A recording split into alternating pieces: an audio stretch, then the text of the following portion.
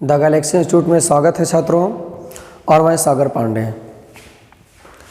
बच्चों, आज से हम लोग एक्यूरेटली पर्यावरण की ही चर्चा करेंगे।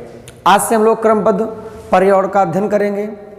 एक एक चैप्टर को हम लोग उठाएंगे, एक एक अध्याय को, उसको भाग 1, भाग 2, भाग 3, भाग 4, जब तक वो चैप्टर पूरा नहीं होगा तब तक हम अगले चैप्टर की तरफ नहीं बढ़ेंगे। पर्यावरण में आज हम पहला चैप्टर उठाते हैं और इस चैप्टर का नाम पर्यावरण प्रदूषक तथा प्रदूषण है। यहाँ से TET, C TET, super TET में प्रश्न आते रहते हैं।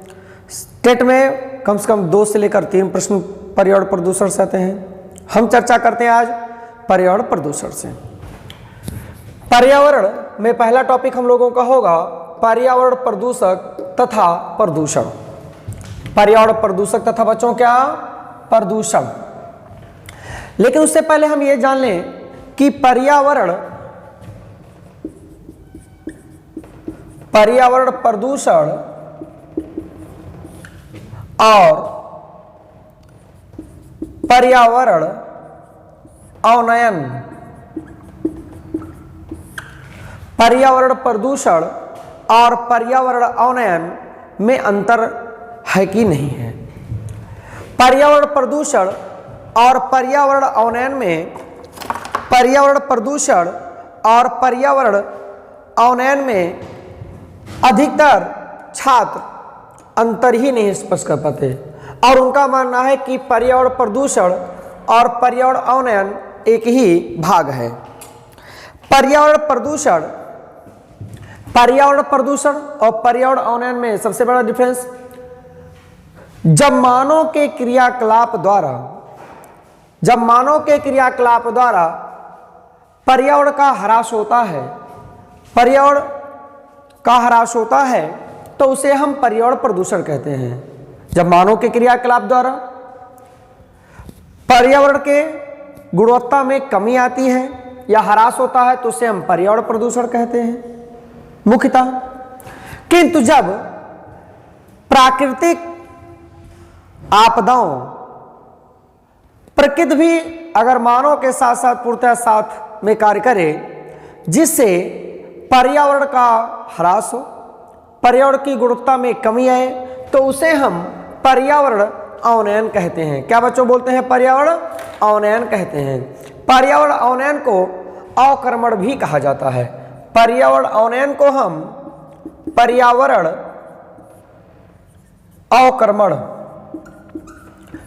अवक्रमण भी कहते हैं। तो सीधा सीधा बच्चों अगर बात किया जाए पर्यावरण प्रदूषण की, तो पर्यावरण प्रदूषण मानव के क्रियाकलाप द्वारा अगर पर्यावरण की गुणवत्ता में ह्रास आए तो उसे हम पर्यावरण प्रदूषण कहते हैं। और यदि मानव के क्रियाकलाप और प्राकृतिक स्रोतों से भी पर्यावरण की गुणवत्ता में कमी आए और ह्रास हो तो उस कमी और ह्रास को क्या बोलेंगे? पर्यावरण अवनयन, या उसके दूसरी भाषा में क्या बोलेंगे? पर्यावरण या अवक्रमण। आगे बढ़ेंगे बच्चों। तो हमारा टॉपिक है पर्यावरण प्रदूषक और या प्रदूषण, पर्यावरण प्रदूषक तथा प्रदूषण। तो सबसे पहली बात, अगर शब्द आता है पर्यावरण प्रदूषण और पर्यावरण अवनयन, तो मैं आशा होगा कि बच्चों आपको समझ में आया होगा कि पर्यावरण प्रदूषण ये मानव के क्रियाकलाप द्वारा, मानव की क्रिया से पर्यावरण की गुणवत्ता में ह्रास कहलाएगा पर्यावरण प्रदूषण। पर्यावरण अवनयन प्रकृति तथा मानव के क्रिया से अगर पर्यावरण की गुणवत्ता में ह्रास आए तो पर्यावरण अवनयन होगा। जैसे चक्रवात, जैसे बिजली का गिरना, जैसे तूफान का आना, जैसे ग्लेशियर का टूटना, साथ साथ मानव भी इसमें अगर सहयोग करे तो कहलाएगा पर्यावरण अवनयन। जैसे ग्लेशियर का लगातार पिघलना, ये प्राकृतिक तो ही है, लेकिन इसमें बहुत बड़ा सहयोग कौन कर रहा है बच्चों? मानव। ग्लोबल वार्मिंग, और ग्लोबल वार्मिंग में सबसे बड़ा सहयोग किसका बच्चों? मानव का है। तो प्रकृति तो कर ही रही है, बार बार चक्रवातों का आना, जलवायु का लगातार परिवर्तन होना, ये सहयोग कौन कर रहा है? मानव। पर कहलाएगा क्या बच्चों? प्रकृति। दोनों मिलकर पर्यावरण का ह्रास कर रहे हैं, गुणवत्ता का ह्रास कर रहे हैं, जिससे ये सब घटनाएं हो रही हैं। इसे क्या कहा गया? पर्यावरण अवनयन कहा गया। और सिर्फ अगर मानव के ही क्रियाकलाप से पर्यावरण का प्रदूषण हो, जैसे नदियां प्रदूषित, अगर नदियां प्रदूषित हो रही तो औद्योगिक क्रियाकलाप के द्वारा नदियों में अवशिष्ट डाला जा रहा है, तो जल प्रदूषण हो रहा है। तो जल प्रदूषण मुख्यतः कौन उत्तरदायी है? मानव उत्तरदायी है। अगर वायु प्रदूषण बच्चों हो रहा है तो मुख्यतः कौन उत्तरदायी है? मानव है। उद्योग धंधों के द्वारा, उद्योग धंधों से CO2 गैस का उत्सर्जन, CFC अन्य गैसों के उत्सर्जन से लगातार वायु प्रदूषण जारी है। अगर वायु प्रदूषण हो रहा है तो मुख्यतः कौन उत्तरदायी है? मानव क्रिया से। तो ये कहलाएगा पर्यावरण प्रदूषण।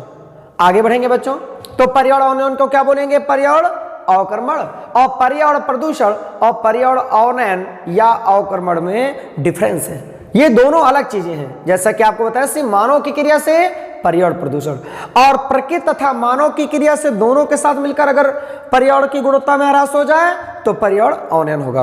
हम आगे बढ़ेंगे बच्चों। सबसे पहला टॉपिक हमारा यहां है कि पर्यावरण प्रदूषक क्या है? पर्यावरण प्रदूषक, पर्यावरण प्रदूषक कहलाता क्या है? प्रदूषक क्या है? पहला शब्द हमारा है प्रदूषक। देखिए बच्चों, प्रदूषक किसे कहते हैं? प्रदूषक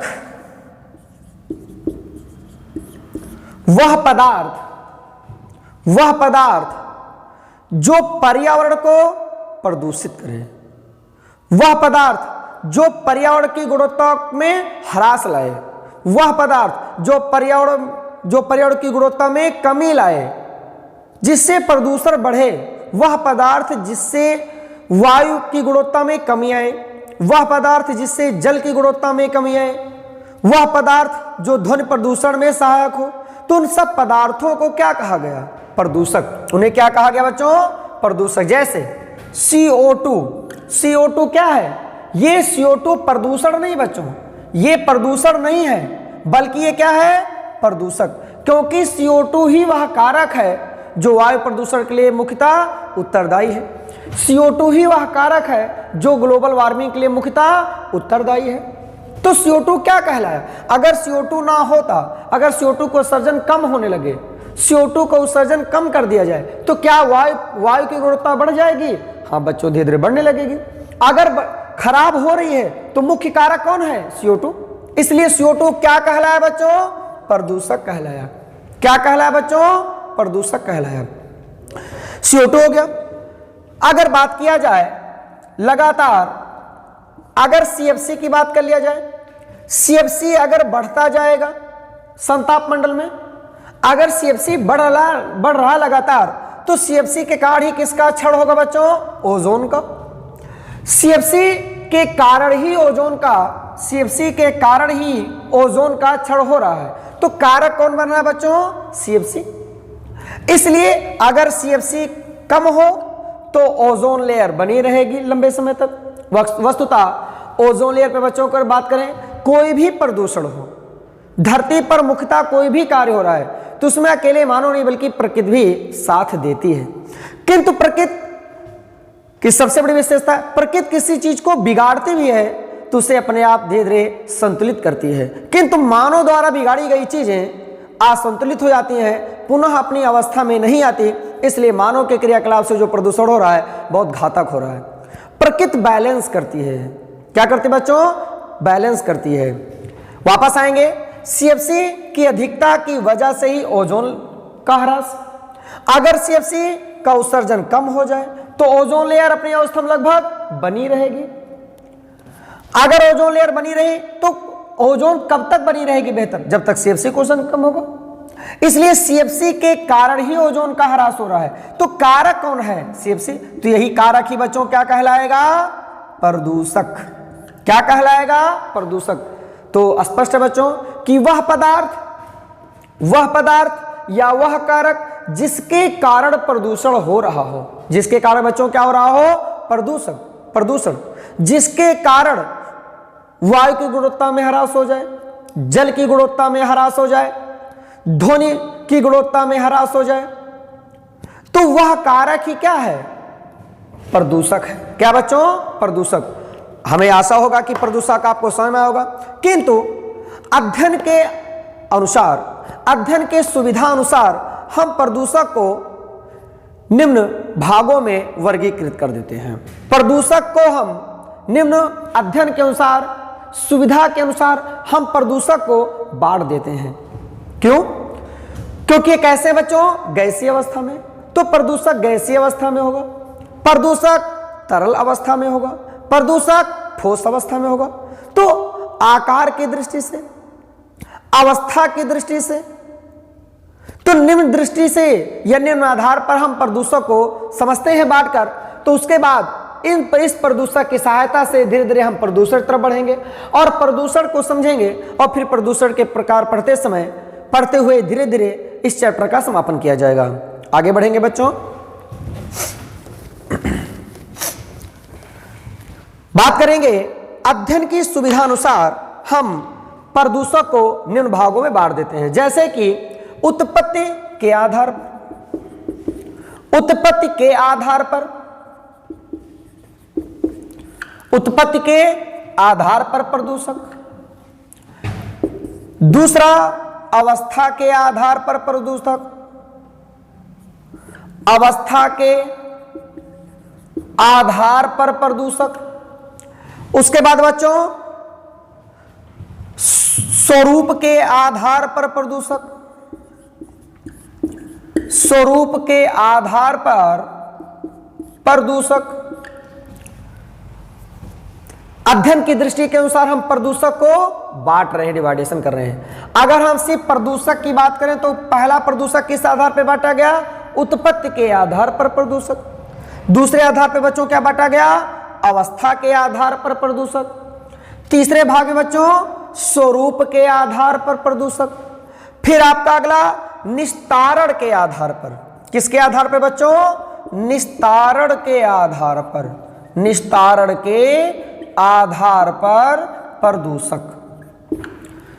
तो अध्ययन की सुविधा अनुसार हम प्रदूषक को निम्न 4 भागों में बांट देते हैं, मुख्यतः 4 भागों में वर्गीकृत किया गया है। पहला बच्चों उत्पत्ति के आधार पर, दूसरा बच्चों अवस्था के आधार पर, तीसरा बच्चों स्वरूप के आधार पर, चौथा बच्चों निस्तारण के आधार पर।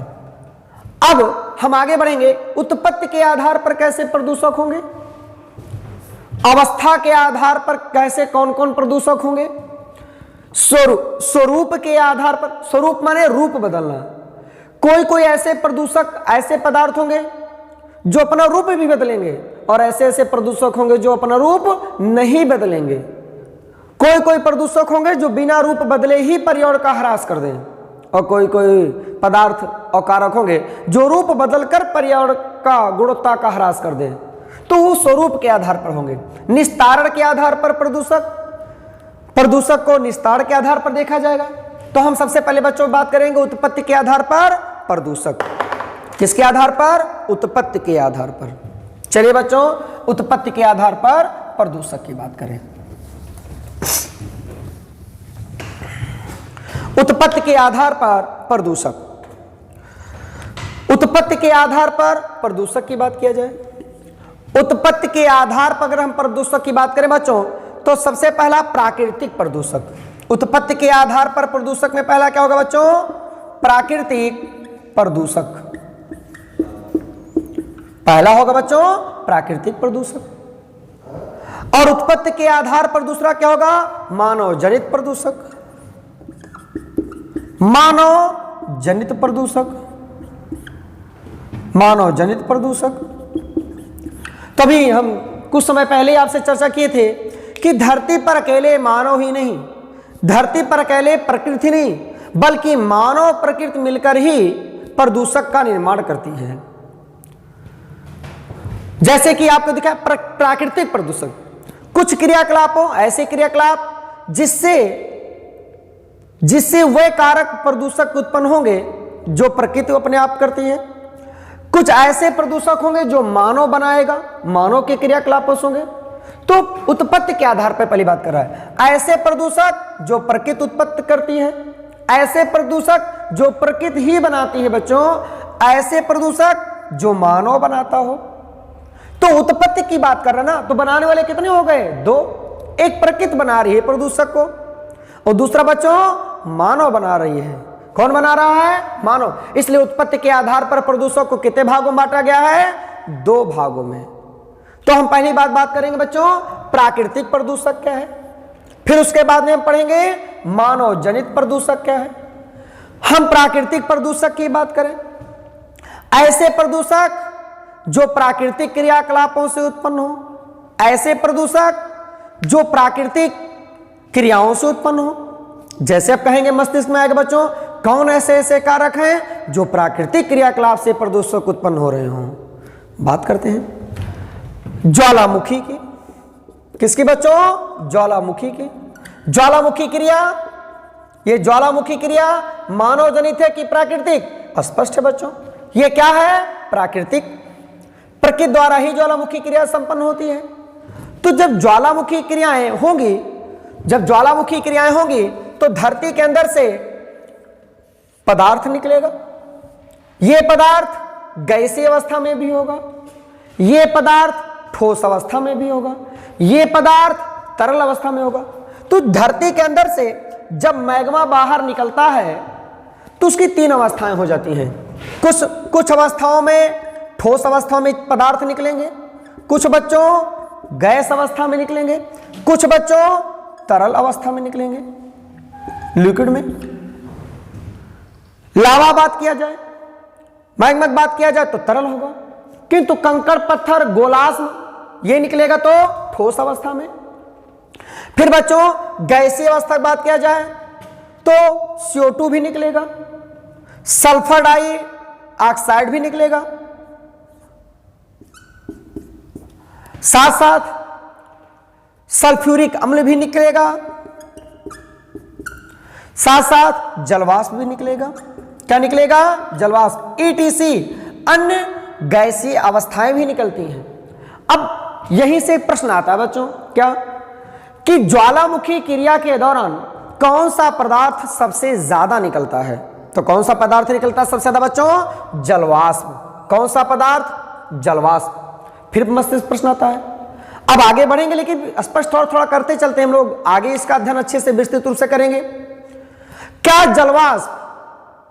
जलवाष्प ग्लोबल वार्मिंग के लिए उत्तरदायी है कि नहीं? क्या जलवाष्प ग्रीन हाउस के लिए उत्तरदायी है कि नहीं? जलवाष्प भी उत्तरदायी है बच्चों। जलवाष्प भी बहुत बड़ी सहायता करता है पर्यावरण के लिए, प्रदूषण के लिए।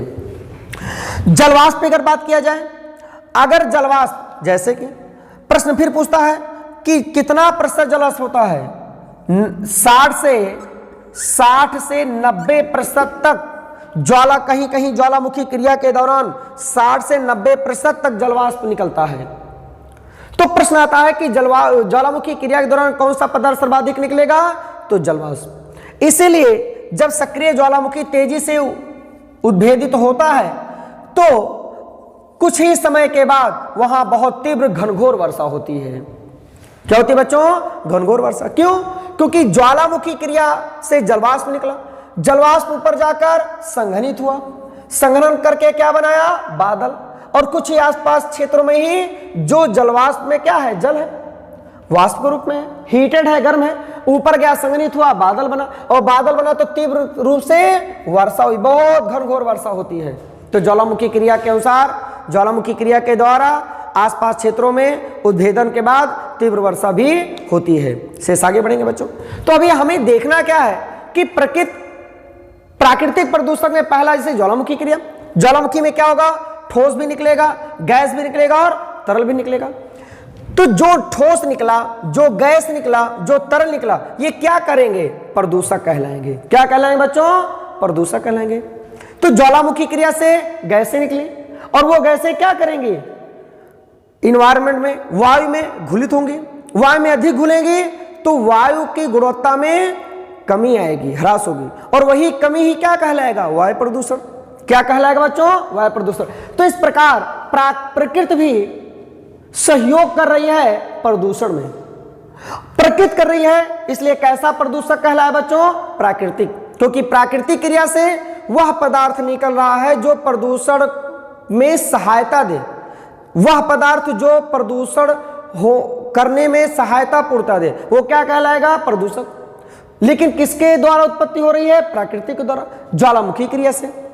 दूसरी बात बच्चों बात करेंगे प्राकृतिक में, जैसे वनाग्नि, वनाग्नि की बात कर लें। वनाग्नि, जंगल में आग लगना। अब जंगल में आग तो मानव क्रिया भी द्वारा होता है और प्राकृतिक, मानव क्रिया से भी जंगल में आग लगता है और प्राकृतिक के द्वारा। आगे इस पर हम चर्चा करेंगे, गौर करेंगे। वनाग्नि, जैसे अमेजन का जंगल आपने देखा सन 2019 और 20 बहुत बड़ा त्रासदी का कारण रहा, बहुत ज्यादा अमेजन का जंगल बहुत ज्यादा ह्रास हुआ वनों का। उसके साथ साथ वर्ष सन 2020 में ही ऑस्ट्रेलिया के जंगल में भीषण आग लगा, जिसका धुआं दक्षिण अमेरिका तक फैला, अफ्रीका तक फैला। बादल छाए रहे लंबे समय तक, ऑस्ट्रेलिया के कुछ क्षेत्रों में सूर्य का प्रकाश तक नहीं ढंग से पहुंचा अच्छे तरीके से। तो कंडीशंस क्या हो रही है कि वो वायु की गुणवत्ता में ह्रास ला रही है। अगर ह्रास लाएगी तो वनाग्नि अगर हो रहा है, प्राकृतिक द्वारा जंगल में आग लग रही है, तो वो प्रदूषक को उत्पन्न कर रही है, गैसों को उत्पन्न कर रही है, वो गैसें अधिक हो रही है वायु प्रदूषण में, जिससे वायु प्रदूषण हो रहा है। तो वनाग्नि भी बच्चों क्या जाएगा? प्राकृतिक प्रदूषक, क्योंकि प्रकृति वनाग्नि का उत्तरदायी है। हमें आशा है कि आपको बच्चों आ रहा होगा। अगर आपको नहीं समझ में आए तो आप कमेंट कर सकते हैं, हम अगली वीडियो में इस टॉपिक से जो आपके डाउट्स होंगे उसको हम क्लियर करके तब आगे अगली वीडियो की शुरुआत करेंगे। इसलिए हमें आशा है कि आपको जो ना समझ में आए आप उसे करेंगे और हम आपको उसका उत्तर देने के लिए तैयार हैं। आगे बढ़ेंगे बच्चों। दूसरा बच्चों क्या है? मानव जनित प्रदूषक। ऐसे प्रदूषक जो मानव की क्रियाकलाप द्वारा उत्पन्न हो। अब कहेंगे कैसे बच्चों? जैसे ट्रक और बड़ी बड़ी गाड़ियों के तीव्र रफ्तार से चलने से सड़कों और मिट्टी के क्षेत्रों में धूल को उड़ना। अगर धूल उड़ रहा है तो धूल भी कणकीय प्रदूषक हो गया, जिससे अस्थमा बीमारी, अन्य बीमारियों का कारण बनता है, श्वास बीमारियों का कारण बनता है। कौन सा? धूल। तो धूल भी क्या है बच्चों? प्रदूषक है।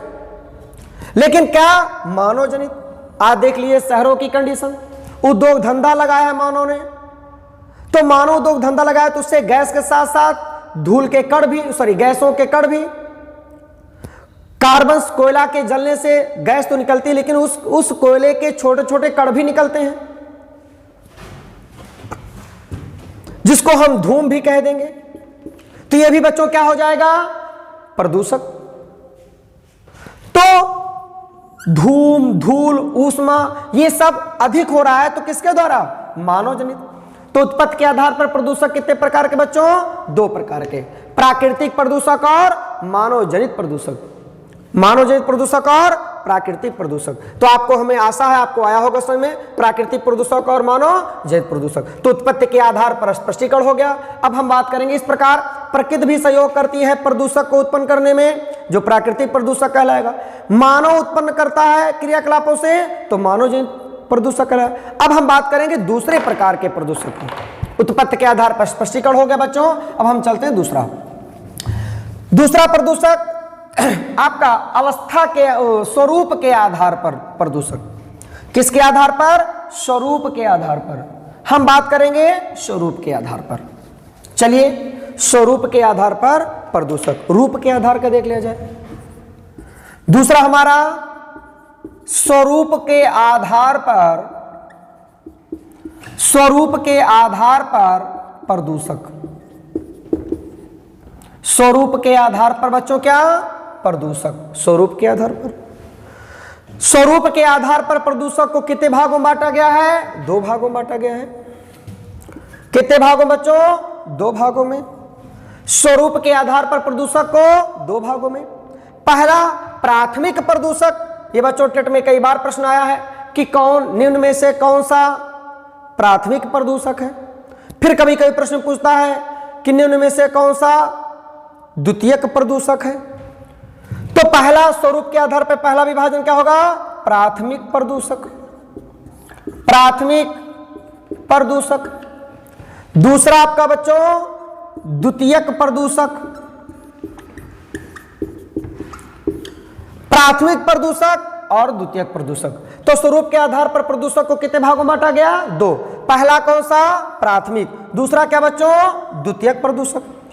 प्राथमिक प्रदूषक का मतलब यह है बच्चों कि जिस अवस्था में मानव या प्राकृतिक क्रियाकलाप से जिस रूप में गैस निकले, गैस से निकल दे और वो गैसें अपना रूप ना बदले और बिना रूप बदले ही पर्यावरण का ह्रास करें, तो वो हमेशा प्राथमिक प्रदूषक कहलाएगा।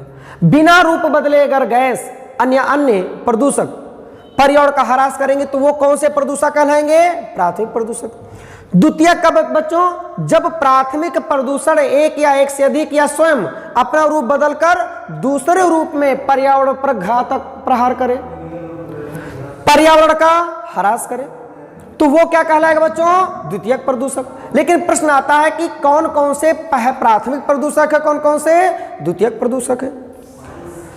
तो प्राथमिक प्रदूषक की बात करें, कौन से प्रदूषक, प्राथमिक, तो वह प्रदूषक जो अपने मूल रूप में ही रहकर, वह प्रदूषक जो अपने मूल रूप में ही रहकर पर्यावरण प्रदूषण फैलाते हैं, वह पदार्थ या वह प्रदूषक जो अपने मूल रूप में ही रहकर ही प्रदूषण फैले हैं, तो वो क्या कहलाएंगे, प्राथमिक प्रदूषक। क्या कहलाएंगे बच्चों, प्राथमिक प्रदूषक। जैसे यही विकल्प में आएगा जो हम आपको एग्जांपल दें, जैसे CO2 बिना रूप बदले ही पर्यावरण का ह्रास कर रहा है, बिना रूप बदले ही ग्लोबल वार्मिंग के लिए उत्तरदायी है, जलवायु परिवर्तन के लिए उत्तरदायी है, ग्लेशियर को पिघलाने के लिए उत्तरदायी है, बिना रूप बदले अपने ही अवस्था में।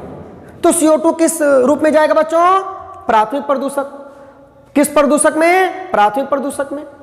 CO2 के बाद दूसरा कार्बन मोनोऑक्साइड, CO भी किस में ले जाएंगे हम, प्राथमिक प्रदूषक। बहुत ही महत्वपूर्ण प्रदूषक है, बहुत ही महत्वपूर्ण प्रदूषक है प्राथमिक, जिसको CO किस में ले जाएंगे हम, प्राथमिक प्रदूषक। CO2 किस में ले जाएंगे बच्चों, प्राथमिक प्रदूषक। प्लास्टिक देखिए, प्लास्टिक की बात किया जाए, प्लास्टिक को भी किस में ले जाएंगे हम, प्राथमिक प्रदूषक में, क्योंकि प्लास्टिक बिना रूप बदले ही अपने ही रूप में वो प्रदूषण फैलाता है, इसलिए प्लास्टिक कैसा प्रदूषण है, प्रदूषक है, प्राथमिक प्रदूषक।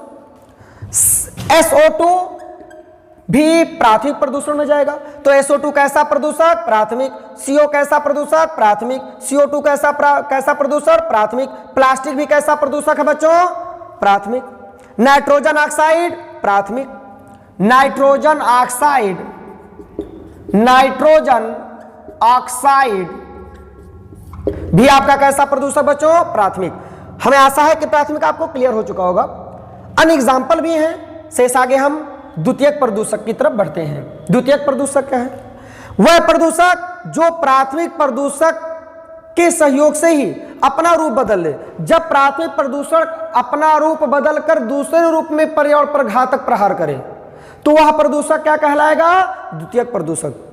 जैसे ऑक्सीजन के, जैसे अगर बात करें हम ओजोन की बात करें, क्या, ओजोन, लेकिन आपके मस्तिष्क में आएगा ओजोन तो पर्यावरण पर पृथ्वी का आवरण है, सुरक्षा कवच कहलाता है बच्चों।